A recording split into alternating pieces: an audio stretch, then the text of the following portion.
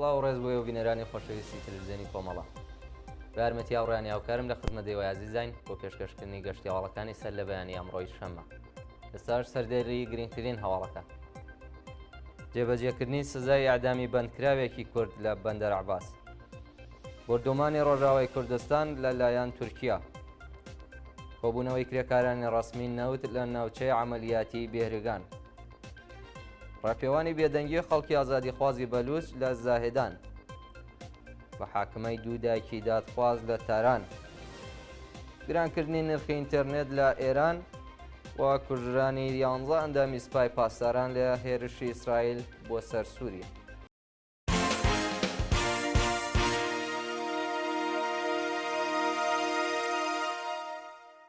درێژەی هەواڵەکان. جێبەجێکردنی سزای ئەعدامی بەندکراوێکی کورد لە بەندەر عەباس.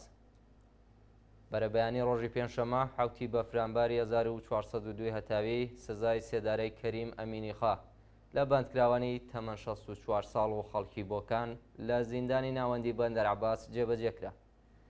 بە پێی زانیاریەکان ئەم بەندکراوە کوردە 6 ساڵ لەمەوبەر بە تۆمەتی پەیوەندیدار بە ماددە هۆشبەرەکان لەلایەن هێزانامنیەکانەوە دەست بەسەر و دواتر لەلایەن دەستگای قەزای ڕژیمەوە بە ئیعدام مەحکوم کرا.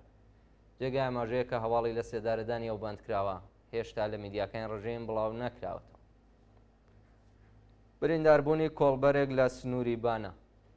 ڕۆژی پێنجشەممە حوتی بەفرامبار کۆڵبەرێکی خەڵکی سەقز بە ناوی مێهدی سیمایی بە تەقەی هێزەکانی ڕژیم لە سنووری بانە بریندار کرا. بە پێی راپۆرتی کۆڵبەر نیوز ڕۆژی پێنجشەممە هێزە سەرکوتگەرەکانی کۆماری ئیسلامی لە سنووری هەنگەژاڵی بانە کۆمەڵە کۆڵبەریان داوەتە بەردەستڕێژی گولە و لە ئاکامی وێرشەدا کۆڵبەرێکی خەڵکی سەقز بە ناوی مێهدی سیمایی بە سەختی بریندار کرا. بردومانی ڕۆژاوای کوردستان لەلایەن دەوڵەتی تورکیا. ڕۆژی هەینی هەشتی بەفرامبار هێرشێکی چڕی موشەکی و ئاسمانی کرایە سەر بنکەی هێزەکانی سەر بە تورکیا و لە وەڵامدا ئەرتەشی تورک چەند ناوچەی لە ڕۆژاوای کوردستان بردومان کرد، بەڵام ڕێژەی زیانەکان هێشتا ئاشکرا نەکراوە. بەپێی راپۆرسەکان دەیان هێزی ئیسلام گەرای سەر بە دەوڵەتی تورکیا لە هێرشی ئاسمانی موشەکی بۆ سەرباب و باکووری حەلەب کوژرا و بریندار بوون، بەڵام هێشتا هیچ لایەنێک بەرپرسیارەتی هێرشەکە لەستۆ نەگرتووە. لە وەڵامدا هەرتەشی تورکیا کانتۆنی شەهبا ناوچەی شێراوە و شێرای لە ئافرین کرد ئامانج و زیانێکی مادی زۆری گەیاندە خەڵکی ناوچەکە. لە هەواڵێکی دیکەدا خۆبڕێبەرایەتی ڕۆژاوای کوردستان ڕاگەیان بەهۆی هێرشەکانی دەوڵەتی تورکیا بۆ سەر ڕۆژاوای کوردستان 89,418 قوتابی لە پرۆسەی خوێندن دوورخراونەتەوە. کۆبوونەوەی کرێکارانی ڕەسمی نەوت لە ناوچەی عەمەلیاتی بێهرگان. ڕۆژی هەینی هەشتی بەفرامبار کرێکارانی ڕەسمی نەوت لە ناوچەی عەمەلیاتی بێهرگان بۆ جارێکی دیکە دژ بە جێبەجێنەکردنی داخوازیەکانیان کۆبوونەوە.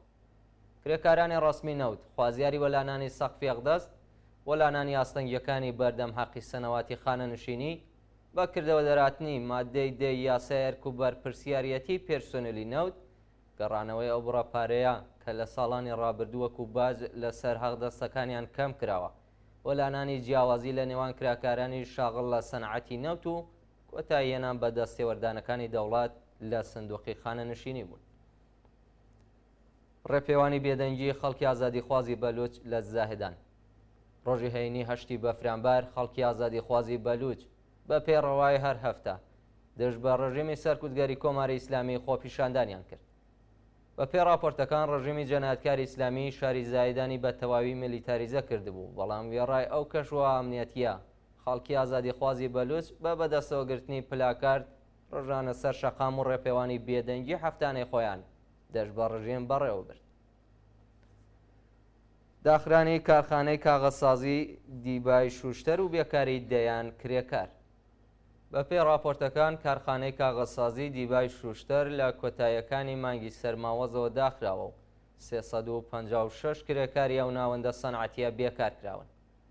بە پێی زانیاریەکان مانگی گوڵانی ئەم ساڵ دەوڵەت بڕیاریدا کە 20,000 تۆن کاغەز لەو کارخانەیە بۆ وەزارەتی ئەرشاد چاپ بکرێت و لە بەرامبەردا 500 ملیار تمەن بۆ وەزارەتخانەیە بدات تاکو وەزارەتخانەی ئەرشاد کەلوپەلی پێویست بۆ کارخانەی دیبا دابین بکات. پاش تێپەڕبوونی 8 مانگ بەسەر وادەکەی دەوڵەت ئەو بەڵێنە هێشتا جێبەجێ نەکراوە و کرێکارانی کارخانەر ماوەی 3 مانگە هیچ حەقدەستێکیان وەرنەگرت. مەحاکمەی دوو دایکی دادخواز لە تاران. جەلەسەی دادگایکردنی مەحبوبە ڕەمەزانی دایکی هەمیشە زیندوو پژمان قولیپور و ڕەحیمە یوسفزادە دایکی هەمیشە زیندوو نەوید بێهبودی لە گیان وەختکردوانی شۆڕشی خەزەڵوەری 98 لە لقی دوی دادگای ئەنقلابی شەهریاری تاران بەڕێوەچوو. ڕەزا شەفاخا پارێزەری و دوو بنەماڵەیە ڕایگەیاند مەحبوبە ڕەمەزانی و ڕەحیمە یوسفزادە بە تۆمەتی ئەندامەتی لە گروپی دایکانی دادخواز و چالاکی تەبلیغی دژبە نیزام لە لقی دوی دادگای ئەنقلابی تاران مەحاکمە کراون. بێبەشکردنی ڕەزا ئەقدەسی لە دەرمانی پێویست لە زیندان. ڕەزا ئەقدەسی بەندکراوی سیاسی ڕاگیراو لە زیندانی ئەڤین سەرەڕای خراپی دۆخی تەندروستی لە دەرمانی پێویست بێبەش کراوە. ڕەزا ئەقدەسی لە گیانبازانی سەردەمی شەڕی نێوان ئێران و عێراق بووە و چەندین کێشەی جەستەیی هەیە، بەڵام بەرپرسانی زیندان وێڕای بڕیاری دکتۆری دەرمانگای ئێڤین بۆ گواستنەوەی ڕەزا بۆ نەخۆشخانەی دەرەوەی زیندان ئاوبەندکراوەیان لە دەستڕاگەیشتن بە دەرمان بێبەش کردووە. کوژرانی شارۆمەندێکی بەلوچ بە تەقەی هێزەکانی ڕەژیم لە خاش. ڕۆژی هەینی هەشتی بەفرانباری 1402 هەتاوی شارۆمەندێکی بەلوچی خەڵکی شارستانی خاش بە دەستڕێژی گولەی بەکرێ گیراوانی کۆماری ئیسلامی تێرۆر کرا. بە پێی راپۆرتی شالەکانی بەلوچ لیباس شەخسیەکانی ڕژیم سەعات دەی بەیانی ڕۆژی هەینی شارۆمەندێکی بەلوچیان بە ناوی عەلی نەرونی تەمەن 28 ساڵ لە شاری خاش داوەتە بەر دەستڕێژی گولە و شوێنی ڕووداوەکەیان بەجێشت. فرۆشتنی کەرەستەی ساختەی ستارلینگ لەلایەن ئیدارەی اطلاعات. بە پێی راپۆرتەکان وەزارەتی اطلاعاتی کۆماری ئیسلامی ئامێری ساختەی ستارلینگیان بەرهەمهێناوە و بە نرخی کەمتر و خێرای ئینتەرنێتی G4 لە بازاڕەکاندا بڵاو کردوێتەوە بۆ ئەوەی ئاسانتر چاودێری خەڵک بکەن. بەوتە هاوڵاتیان ئامێری ساختەی ستارلینگ زەواکراوە و هاوشێوەی ئامرە ئەسلیەکەی بەرهەمهێنراوە لە ڕاستیزا مۆدێمێکی G4 کە چیپی سیمکارتی ناوە هەیە بەبێ فیلتر و بە خێرای زیاتر و بە نرخی چەند سەد دۆلار بە مەبەستی چاودێریکردنی زیاتری خەڵک لەلایەن وەزارەتی دەسەڵاتەوە دەفرۆشرێت. چالەکانی مەدەنی داوا لە خەڵک زەکەن لە ماڵپەڕی سەرەکی ستارلینگدا تۆمارکردن و ڕەسەنایەتی ئامێرەکە بپشکنن. هەروەها دەستگا هەواڵگریەکانی ڕژیم بە کەڵگوەرگرتن لە نەبوونی کارتی کارای بانکی جیهانی بۆ کڕینی ئەکاونتەکان بانگەشەوە دەکەن کە ئەو ئامێرانەی دابینیان کردووە لە پێشێدا چالاکراون. گرانکردنی نرخی ئینتەرنێت لە ئێران. ڕێکخراوی ڕێخستنی یاساکانی ڕژیم ڕۆژی هەینی هەشتی بەفرانبار بە فەرمی هەواڵی گرانبوونی 30% تاعرفەی ئۆپراتۆرەکانی مۆبایلیان ڕاگەیاند.